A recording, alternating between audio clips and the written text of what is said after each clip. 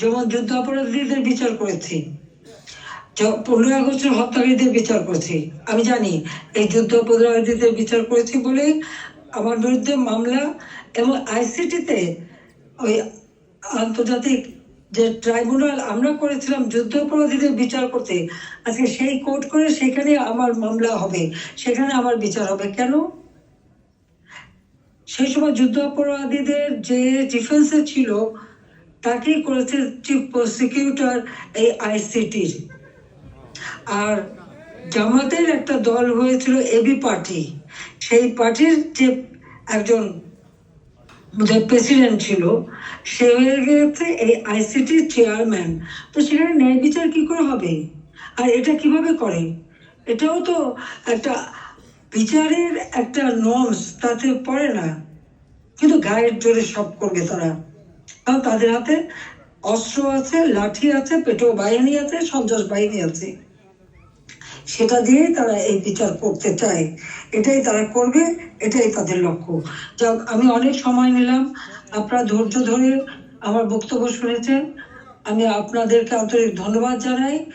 ইনশাল্লাহ এই বিজয়ের মাস আমাদের, এই অন্ধকার কেটে যাবে, নতুন সূর্য উদিত হবে, বাংলাদেশ আবার উন্নয়নের পথে এগিয়ে যাবে।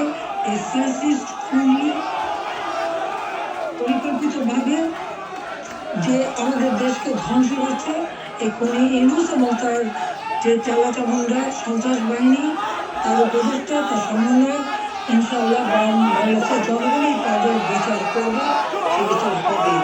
এটা অবশ্যই হওয়ার কথা, আমরা ন্যায়ের পথে আছি, সত্য পথে আছি, জনগণের কল্যাণে কাজ করি। জনগণের ভাগ্য পরিবর্তন করেছিলাম, সেটা নষ্ট করেছে। আবার এদেশের মানুষ যেভাবে আবার বাংলাদেশের মানুষ বিশ্বব্যাপী মর্যাদাভাবে সম্মান করে। সবাইকে আমি ধন্যবাদ জানাই, আবারও ধন্যবাদ জানাই আমাদের প্রবাসীদের, আমাদের অর্থনীতিতে আপনাদের অনেক অবদান। আমাদের দেশে এগিয়ে যাচ্ছে, দেশের প্রতিটি অর্থনীতি প্রবাসীদের অবদান রাখছে। সেজন্য সকলকে আমি আন্তরিক ধন্যবাদ জানাই, কৃতজ্ঞতা জানাই। সকলে ঐক্যবদ্ধ হন, এই ফ্যাসিস্ট স্বৈরাচার সরকারের হাত থেকে দেশকে মুক্ত হয়, দেশের মানুষ যারা আবার তাদের সুস্থ জীবন ফিরে পায়, সেই কামনা করে জাতির পিতা সক্রিয় সবাই গড়ে তুলবে, প্রত্যেকটা ব্যক্ত করে